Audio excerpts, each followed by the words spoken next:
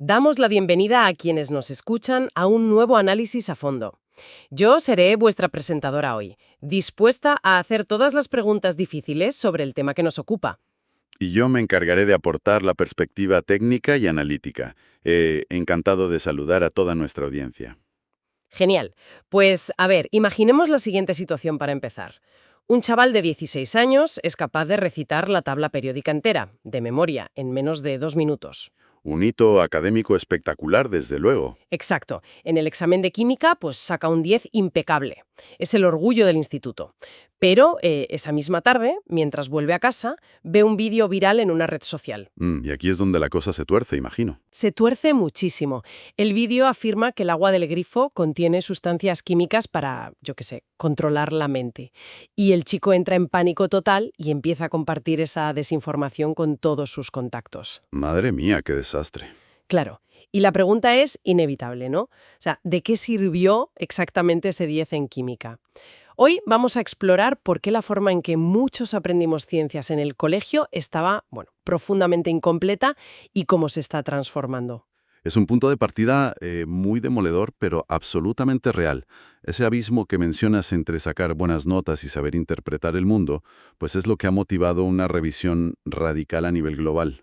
Y por eso hoy nuestra misión es analizar un documento clave, un marco conceptual chileno pionero titulado Alfabetización científica, grandes ideas de la ciencia y habilidades del siglo XXI en educación científica. Eso es. Y ojo, porque no es un simple manual aburrido para profesores.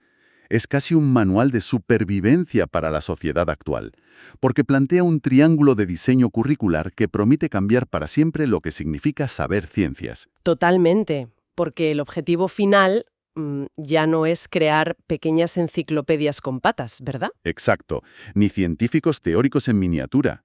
Se trata de formar ciudadanos capaces de tomar decisiones informadas en un mundo que es, bueno, hipercomplejo. Vale, vamos a desgranar esto empezando por el principio, el propósito de todo este cambio.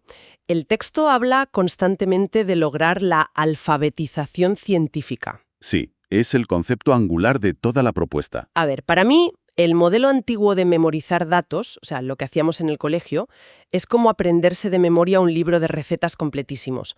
Te sabes los ingredientes y los tiempos al milímetro. ¿Pero jamás has pisado en la cocina? Justo. Y el día que la sopa te queda salada, pues no tienes ni idea de cómo arreglarla. No sabes cocinar, solo sabes recitar la receta.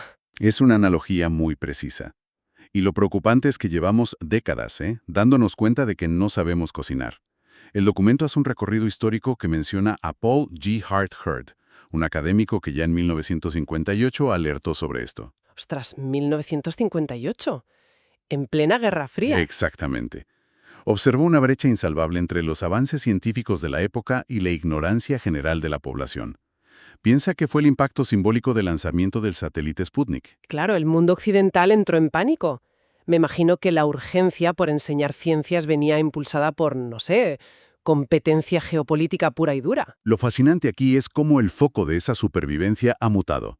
Efectivamente, empezó como una carrera tecnológica contra el bloque soviético, pero hoy organismos como la OCDE o las pruebas PISA lo definen de otra manera, ¿Hacia dónde apuntan ahora? hacia la capacidad de involucrarse con temas científicos como un ciudadano reflexivo. Ya no es una competencia militar, es la supervivencia de la democracia y la sociedad.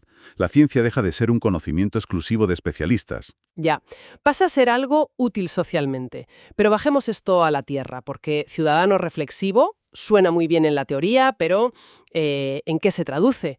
¿Qué tiene que saber hacer exactamente alguien alfabetizado? Pues el marco define tres competencias claras. Primero, explicar fenómenos científicamente. Segundo, evaluar y diseñar indagaciones. Y tercero, interpretar datos y evidencias. Suena contundente. Lo es. Pero el salto cualitativo es que incluye no solo saber cosas, sino conocimiento procedimental y conocimiento epistémico. Y la relación ciencia-tecnología-sociedad, lo que llaman CTS. Espera, frena un momento. Traduzcamos eso de conocimiento epistémico, porque suena a filosofía superdensa de la universidad. A ver, el conocimiento epistémico es básicamente entender las reglas del juego de la ciencia, entender sobre la propia ciencia. Imagina un estudio que dice que el café es malo para el corazón. Típico titular de las noticias. Exacto. Y 5 años después, publican otro estudio con nuevos datos diciendo que el café, con moderación, es buenísimo. Mucha gente piensa, la ciencia se equivoca, no saben nada. El conocimiento epistémico te permite entender que no, que el método ha funcionado perfectamente porque es revisable. Ah, claro. O sea, es entender que la ciencia no da verdades absolutas grabadas en piedra, sino que se actualiza. Pero esto me lleva a pensar una cosa. Si esto del Sputnik y la alfabetización se lleva discutiendo desde el 58, ¿por qué todavía hoy cuesta tanto implementarlo en las aulas? Pues porque la naturaleza de la ciencia no se adquiere por ósmosis. Si a 30 alumnos les pones una bata y les haces mezclar líquidos de colores, no van a deducir mágicamente las implicaciones éticas de lo que hacen. Ya, requieren que alguien se lo explique. Requieren enseñanza explícita. Y los profesores chocan contra un muro enorme, la sobrecarga de los currículos tradicionales. Tienen que dar una cantidad absurda de temas fragmentados antes de que acabe el curso. Y ahí llegamos al problema práctico. Si el objetivo es que la ciudadanía esté alfabetizada, pero hay demasiada información, ¿cómo decides qué enseñar sin abrumar por completo al estudiante? Esto nos lleva al segundo vértice del triángulo, supongo. Exactamente. El vértice de las grandes ideas. Este es un enfoque liderado a nivel internacional por Win Harlen, que surge como respuesta a esa sobrecarga y fragmentación que hace parecer a la ciencia una lista de datos sueltos e inconexos. Y el currículum de Chile adopta esto, ¿no? Proponiendo 8 grandes ideas desde séptimo básico a segundo medio. Así es. Te pongo un par de ejemplos del texto. La gran idea 4 dice que la evolución explica la diversidad de organismos, y la 5 que todo material está compuesto de partículas muy pequeñas. Aquí es donde se pone realmente interesante. Porque, a ver, tradicionalmente la analogía era mirar el cielo, ¿no? El modelo antiguo te hace memorizar estrellas sueltas, y esto de las grandes ideas te enseña a ver las constelaciones. Es una imagen muy bonita y muy cierta. Sí, pero yo prefiero una analogía más moderna. Creo que las grandes ideas son como el sistema operativo de tu móvil. Una vez que instalas la idea de que la energía es constante, por ejemplo, puedes descargarte un montón de aplicaciones concretas. Qué buena comparación, ¿eh? Claro, te descargas la aplicación de cómo funciona la temperatura o el metabolismo. No tienes que programar el móvil desde cero cada vez. El detalle corre sobre ese sistema operativo. Pero, oye, te lanzo una objeción, haciendo un poco de abogada del diablo. Dispara. Si nos centramos tanto en el panorama general, en estas ideas tan filosóficas, ¿no corremos el riesgo de que el alumnado pierda rigor técnico? Que sepan hablar del universo, pero no sepan resolver una ecuación de física. Si conectamos esto con el panorama general del aprendizaje, vemos que ocurre justo lo contrario. No se pierden los detalles, se transforman. ¿A qué te refieres con que se transforman? A que cobran sentido mediante una narrativa de aprendizaje. Las grandes ideas son principios unificadores. Utilizan métodos inductivos y deductivos para organizar las ideas más pequeñas. Das sentido al detalle técnico en lugar de eliminarlo. O sea, aprendes la fórmula porque la necesitas para entender la gran idea, no por aprobar sin más. Eso es. Y además, estas ideas no están aisladas por asignaturas. Son transversales entre biología, física y química. Se van construyendo progresivamente desde ideas pequeñas y cotidianas hacia abstracciones mucho mayores. Vale, compro la idea. Tenemos el propósito, que es la alfabetización, y el contenido estructurado, que son las grandes ideas. Pero, ¿cómo interactúa el estudiante con todo esto en el mundo real? Porque el mundo está dominado por Internet, y eso nos lleva al tercer pilar del documento. Exacto. El tercer pilar son las habilidades del siglo XXI. Porque de nada sirve saber cómo funciona la ciencia si luego te crees el vídeo de TikTok del agua del grifo. Totalmente. ¿Y qué dice el marco sobre estas habilidades? Pues se basa en el marco del Partnership for 21st Century Learning que resalta las famosas 4C: creatividad, pensamiento crítico, comunicación y colaboración. Las 4C, sí. Y también suma la perspectiva de la OCDE para 2030, que habla de competencias transformadoras, como crear nuevo valor, reconciliar tensiones y asumir responsabilidad. Entonces, ¿qué significa todo esto? Si las grandes ideas son el mapa, estas habilidades del siglo XXI serían como la brújula para navegar cuando el mapa cambia, ¿no? Es una metáfora perfecta, ¿sí? Pero a ver, te lanzo otra pregunta crítica. ¿No es esto de las 4Cs simplemente una forma súper moderna y, no sé, muy corporativa, de empaquetar el método científico clásico de toda la vida? Argumentar con evidencias lo hacía ya Galileo. Esto plantea una pregunta importante. Y es verdad que evaluar evidencias es constitutivo de la ciencia desde hace siglos, pero el texto destaca que la diferencia crucial es el entorno. Hoy vivimos en un mundo, cito textualmente, altamente mediado por información y tecnología. Ya, que la saturación de hoy no tiene precedentes. Efectivamente. El desafío hoy no es solo recolectar datos en un laboratorio cerrado, es aplicar el pensamiento crítico para evaluar evidencias frente a una abundancia brutal de desinformación.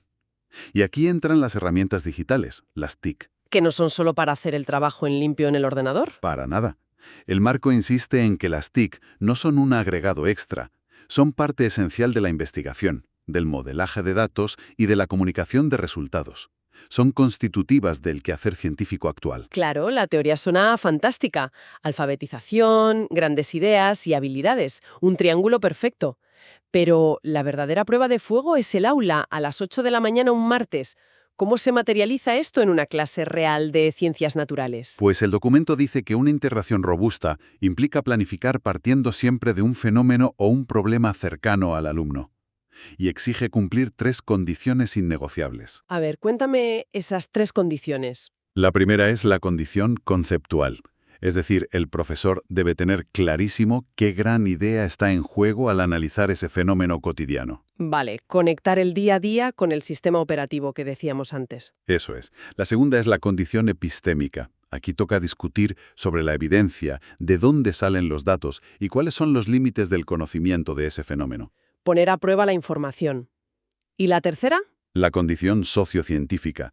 Conectar ese fenómeno con decisiones éticas, ambientales o tecnológicas, lo que hablábamos antes del enfoque CTS. Uf, me parece un trabajazo para el profesorado. Y me lleva a la gran barrera de todo esto. Porque puedes diseñar la clase más alucinante del mundo siguiendo estas 3 condiciones, pero luego llega la evaluación. La evaluación, el gran cuello de botella. Claro, porque evaluar conocimientos memorizados es como hacerle a alguien un examen escrito sobre cómo montar en bicicleta. Puede sacar un 10 explicando la física de los pedales, pero si no la ha cogido en su vida, se va a caer en el primer metro. Y yo pregunto a quienes nos escuchan, si lo pensamos bien, ¿qué nos llama más la atención sobre esta brecha entre lo que se enseña y lo que se evalúa? Es que la evaluación, según este marco, tiene que cambiar radicalmente. Evaluar el desempeño real es pedirle al alumno que pedalee y no se caiga ante un problema nuevo. No medir definiciones memorizadas. Hay un cuestionario para docentes en el texto que ilustra esto de una forma genial, ¿verdad? Sí, es un ejemplo buenísimo. Imagina un profesor que enseña que la energía se conserva. Los alumnos lo repiten a coro y el profesor se queda súper tranquilo. Misión cumplida. Eso cree él. Pero en el examen les pone un caso de un sistema novedoso, como un termo que pierde temperatura, y les pide que expliquen qué pasa ahí. Y resulta que nadie sabe aplicar esa frasecita memorizada a la situación nueva. Se quedan en blanco. Totalmente en blanco. Por eso el texto señala que el mayor reto es que los aprendizajes basales deben favorecer dimensiones socioemocionales y de relevancia social, usar herramientas de evaluación estilo PISA. Que exigen al estudiante distinguir la ciencia real de la manipulación, ¿no? Lo que el texto llama el spin. Exacto. El spin o la tergiversación interesada de los datos, ese es el verdadero examen hoy en día. Bueno, vamos a ir recapitulando este viaje que hemos hecho hoy. Hemos desgranado cómo la educación científica debe evolucionar hacia un triángulo perfecto. Un cambio de paradigma en toda regla. Sí. En la base, la alfabetización científica para formar ciudadanos participativos. Luego, las grandes ideas para conectar todo ese conocimiento fragmentado. Y finalmente, las habilidades del siglo XXI para poder navegar por la incertidumbre digital. Resumido a la perfección. Gracias. Pero para cerrar, me gustaría dejar un pensamiento provocador en el aire para nuestra comunidad. Algo que va un pasito más allá de las fuentes. A ver, sorpréndeme. Hemos dicho que el objetivo ya no es acumular datos, sino saber evaluar la evidencia y aplicar el pensamiento crítico. Pero, ¿cómo resistir a este modelo pedagógico en la era de la inteligencia artificial? Temazo. Claro, imagina un mundo donde la máquina nos da las respuestas procesadas al instante. Quizás la habilidad más crucial del futuro no sea tener la respuesta correcta memorizada. Desde luego que no. Dejamos a quienes nos escuchan por hoy. Os invitamos a seguir cuestionando siempre el mundo que os rodea. Muchas gracias por acompañarnos y hasta el próximo análisis a fondo. El material de hoy expone de manera exhaustiva el triángulo didáctico del currículum de ciencias en Chile, articulando la alfabetización científica, las grandes ideas de la ciencia y las habilidades del siglo XXI. Y bueno, entrando de inmediato a la retroalimentación, porque al analizar la primera parte, noto que el texto ancla el origen de la alfabetización científica en un contexto histórico muy específico. Histórico e institucional. Exacto. O sea, nos cita el texto de Hurt de 1958, nos habla del impacto del Sputnik, de la Guerra Fría, para luego llevarnos a las definiciones institucionales del Mineduc y la prueba PISA. Y al enmarcar esto de una forma tan institucional, me pregunto genuinamente, ¿no se corre el riesgo de que este concepto se perciba como una simple métrica gubernamental en lugar de una herramienta vital para el estudiante? Es una excelente observación para arrancar. Porque, a ver, la transición conceptual histórica de la alfabetización científica carece de una conexión explícita con las urgencias socioambientales actuales que motivan al estudiante de hoy. ¿A qué te refieres exactamente con que carece de esa conexión? Porque el texto sí detalla toda la evolución cronológica, o sea, el contexto está ahí. Claro, sí, detalla la cronología a la perfección. Vemos el impacto geopolítico del Sputnik y luego saltamos a las competencias de la OCDE. Pero la debilidad aquí es que el documento no logra tender un puente emocional o un sentido de urgencia contemporánea que explique por qué esta evolución histórica es vital para la supervivencia y la ciudadanía actual. Ya, te entiendo. O sea, el marco teórico se siente como una enciclopedia totalmente desconectado del fuego de la realidad que enfrenta el aula todos los días. Entiendo completamente hacia dónde apuntas. Y sí, inyectar esa relevancia moderna suena ideal. Pero me surge una duda frente a este enfoque, digamos, más urgente. A ver, dime. Si desde el primer minuto en que introducimos la ciencia inyectamos toda esta urgencia moderna y ética, ¿no sería como intentar enseñar a alguien a conducir debatiendo primero la ética de los autos eléctricos? Ah, buena analogía. Claro, debatir sobre el impacto de la minería de litio en lugar de simplemente sentarlo y explicarle, mira, así funciona el motor, este es el freno. ¿No necesitamos asentar primero la base mecánica pura de la ciencia? Me encanta esa analogía del auto, de verdad. Y tienes toda la razón en que hay un riesgo de abrumar al estudiante. Pero piénsalo a la inversa. En educación, si el estudiante no entiende para qué sirve el auto o por qué es urgente que sepa manejarlo, jamás va a querer encender el motor. Exactamente. La mecánica pura enseñada en el vacío es lo que genera estudiantes que memorizan la célula para el viernes y la olvidan el lunes. Por eso, mi sugerencia para el autor es replantear la evolución de la alfabetización científica, no solo como un cambio de hitos de la Guerra Fría a PISA, sino como una transición desde la competencia nacional hacia la supervivencia global y la ciudadanía crítica. Ya veo. No es borrar la historia, es cambiar el lente con el que la miramos. Pero ¿cómo se vería esto ya en la práctica dentro del documento? Dame un ejemplo de cómo se podría reescribir. Pues dirá, en lugar de limitarse a citar a Lederman y a Hord sobre 1950, se podría contrastar cómo un currículum de esa época enseñaba energía para formar ingenieros espaciales, versus cómo la alfabetización actual exige que un estudiante evalúe críticamente el impacto socioambiental de la extracción de litio en el norte de Chile. Ese es un contraste fuertísimo. Y muy real. O, por ejemplo, mostrar cómo saber de ciencia hoy te permite desmentir noticias falsas sobre vacunas con evidencia en tus redes sociales. Si pones ejemplos así, la alfabetización pasa de ser un hito histórico a ser una herramienta de supervivencia. Totalmente. Y eso le da un propósito incandescente al inicio del texto. Bueno, y una vez establecido el para qué con la alfabetización, el material nos lleva al qué, que sería la progresión de las grandes ideas de la ciencia de Win Harlan. Así es, un pilar del currículum. Y fíjate que el texto resume muy bien cómo se avanza de ideas intuitivas a ideas intermedias y luego a ideas abstractas avanzadas. Pero me sonó demasiado perfecto. Yo me pregunto cómo sobrevive este modelo tan pulcro al choque con la realidad de los estudiantes. Bueno, spoiler, no sobrevive intacto. Y aquí entramos a la segunda crítica.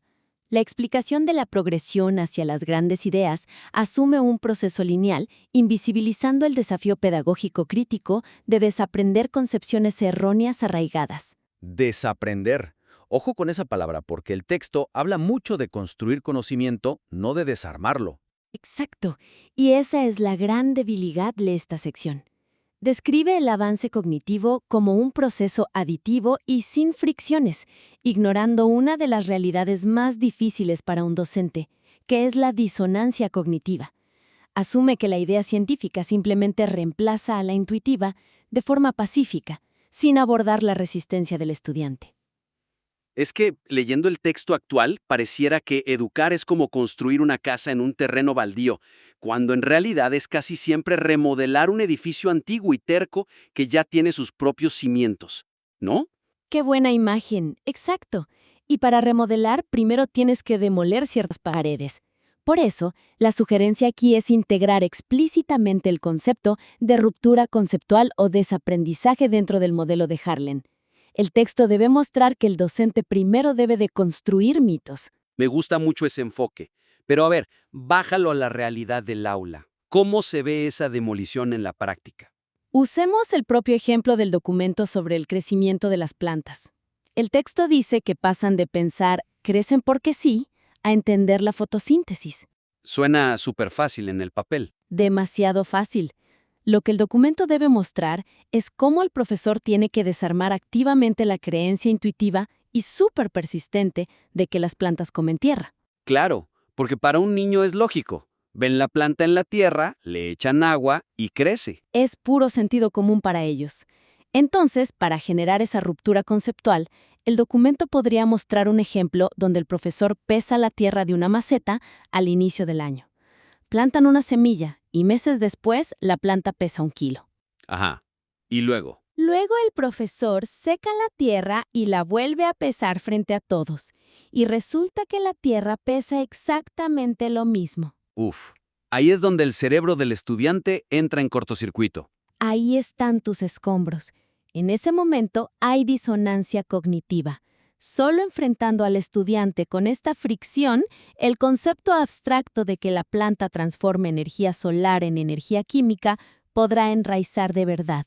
Mostrar esto en el texto hace que la pedagogía sea real. Brillante. Entonces, tenemos el propósito encendido y sabemos que la construcción del contenido genera fricción. Esto nos lleva directamente a las herramientas para manejar esa fricción. O sea, las habilidades del siglo XXI y el intento del documento por integrar los 3 vértices. La famosa integración final, sí. Y mira, la fórmula del autor es elegante. Alfabetización igual a objetivo, grandes ideas igual a contenido, habilidades igual a herramientas. Todo encaja.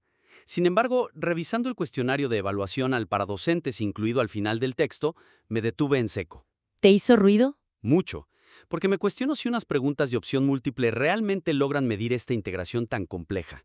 Diste en el clavo totalmente. Y eso nos lleva al tercer punto. La propuesta de integración final entre los 3 ejes resulta demasiado esquemática y pierde la oportunidad de demostrar cómo interactúan dinámicamente frente a las presiones de un escenario real. ¿A qué te refieres con demasiado esquemática? Que separar la educación en cajas conceptuales nítidas resulta estéril en la práctica.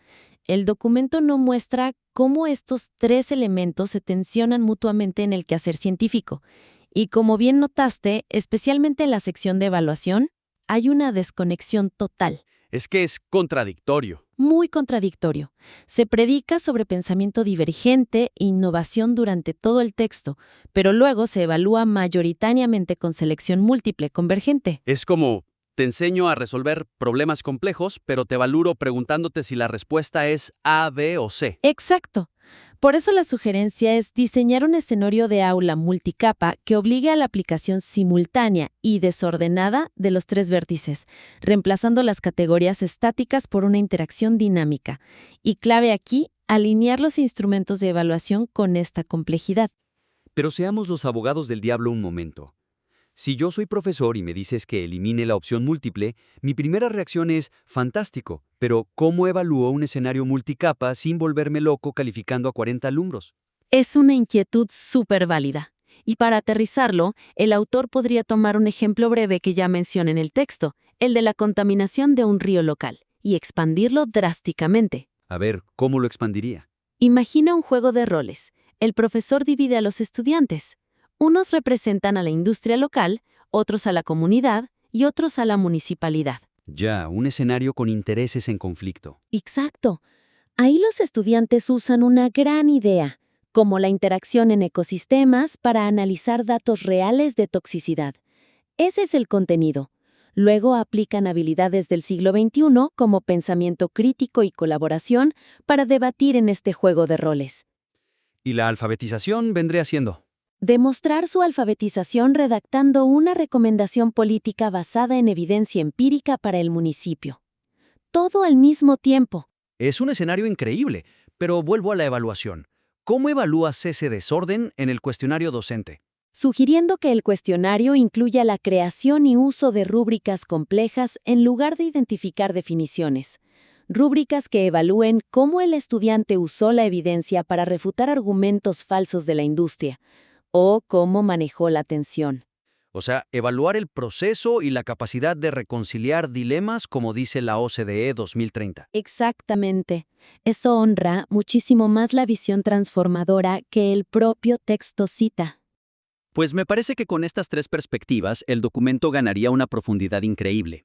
Para ir cerrando, hagamos una recapitulación rápida de las tres sugerencias accionables de este análisis. Perfecto. Primero, anclar la historia de la alfabetización en urgencias socioambientales modernas para darle sentido al estudiante actual. Segundo, incorporar la ruptura conceptual y la fricción en la progresión de las grandes ideas, asumiendo que hay que desaprender. Y tercero, transformar la integración teórica en escenarios de aula dinámicos y complejos que desafíen los métodos de evaluación tradicionales. Un resumen impecable. Agradecemos muchísimo la profundidad y robustez de este material original. De verdad animamos cordialmente al autor a seguir puliéndolo porque tiene un potencial enorme. Totalmente de acuerdo. Y bueno, invitamos al autor y a cualquier oyente que esté trabajando en materiales similares a enviarnos su trabajo nuevamente en el futuro para una nueva revisión. Gracias por acompañarnos en este análisis y nos escuchamos en la próxima.